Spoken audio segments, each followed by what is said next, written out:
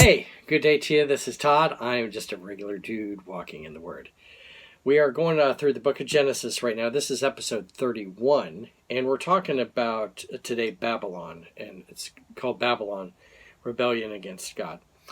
You're going to see today in this episode, we're talking about Babylon, which was started by Nimrod. You're going to see how it progresses into Babel. Okay, and then, but it goes throughout history as Babylon, and it always represents rebellion and false religion, and it was like so distinct against Christianity, but in the past years, then it has actually creeped into Christianity to distort some of Christianity. So you're gonna see that today. I want to read two sections. One is Genesis 10 verses 8 through 12. And then the next chapter, Genesis 11, 1 through 9. Okay, we read part of Genesis. Well, we read Genesis 10 yesterday, but today I want to read verses 8 through 12. That's where we start with Babylon here. Okay, so that's Genesis 10, 8 through 12. So you can follow along. I got my Bible. Hope you guys do too. It says, Cush was the father of Nimrod, who became a mighty warrior on the earth. He was a mighty hunter before the Lord. That is why it is said, like Nimrod, a mighty hunter before the Lord. The first centers of his kingdom were Babylon, ding, ding, ding, right here, Uruk, Akkad, Calathan, and Shinar. From that land, he went on to Assyria, where he built Nineveh, which nothing good ever came from Nineveh. It's remembered in the book of Jonah, how the people got saved there from his short sermon. But that's the only good thing that ever happened there. And then Ramoth and Calah and Resen, which is between Nineveh and Calah, which is the great city. Okay, what I want to focus on here is this, that Cush was the father of Nimrod, okay, and he became the mighty warrior. And we talked about it yesterday, how you think, oh yeah, he was just a good hunter. No, not at all. He was a leader, really hunting for men's souls, and he was a leader leading people away from the Lord. Okay, so he started Babel or Babylon. Okay, and you're going to see here the purpose there of what he was doing was to unite the people and lead them. It was a rebellion against God. Okay, and that's what Babylon has always represented all the way through this day. Any place in the Bible, and it will come. It goes all the way through the Bible, and then even in the book of Revelation, it talks about Babylon, the future Babylon. Okay, and it's always rebellion against God.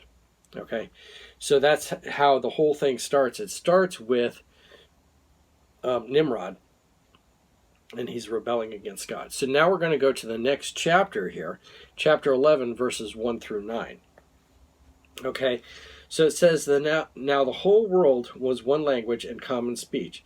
As people moved eastward, they found a plain in Shinar and settled there. They said to each other, "Come, let's make bricks and bake them thoroughly." They used brick instead of stone and tar for mortar. Then they said, "Come, let's build ourselves a city with a tower that reaches to the heavens, so that we may make a name for ourselves." Notice, a name for ourselves, not for God, okay? And they were building a tower to reach to heaven. And it wasn't to get closer to God. It was to like, hey, look what we can do. We can go up to heaven. And that in this time period, people were building, these people around that area were building what's called Ziggurats. And they were towers used in worship in God. So it'd be this tower, and it'd be like a spiral staircase type thing. You'd get to the top, and that'd be where you'd worship these false gods. It wasn't to worship the one true God. It was to worship these false deities. Okay? So, and they did this to make a name for themselves. Okay? Much like if you drive around, say, Sarasota today, and you go, hey, look, I worked on that building, well, here they'd say, oh, look, I built that building, and I didn't have God's help, And so that's what they were doing. It was a rebellion against God.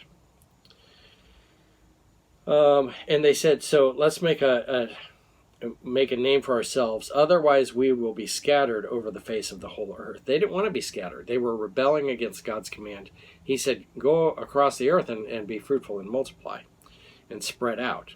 But here they were bunching up together. All right. Verse 5, but the Lord came down to see the city and the tower of the people that they were building. Okay. And it wasn't like God was like, well, let me go on down there. I can't see from up here what's going on. No, it was just a figure of speech. Okay. The Lord knew good and well what was happening. The Lord said, if as one people speaking the same language they have begun to do this, then nothing they plan to do will be impossible for them. Come, let's go down and confuse their language so they will not understand. So the Lord scattered them from there all over the earth, and they stopped building the city. That is why it is called Babel, because there the Lord confused the language of the whole world. From there the Lord scattered them over the face of the whole earth.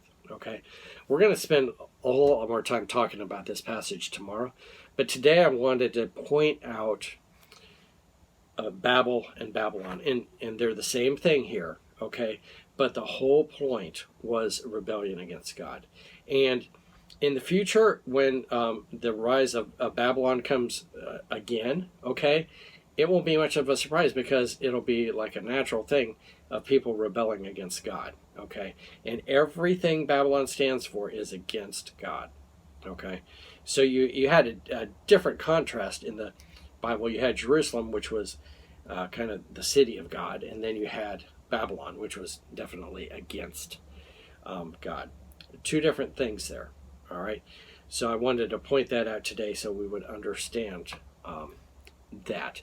And that has played out, let me tell you something, that has played out into Christianity, and different traditions and customs we have in Christianity comes from Babylon, okay? And so you got to watch that stuff. It's all you look back some of the history and you're like, hey, wait a minute, that's a Babylonian tradition that got stuck there. Christmas trees, December 25th, all kinds of stuff like that has been snuck in here. So you need to be careful with that. All right, thanks for watching. I'm just a regular dude walking in the Word, and I look forward to seeing you tomorrow as we continue our journey as we talk about the Tower of Babel. Lord's blessing. I'll see you then.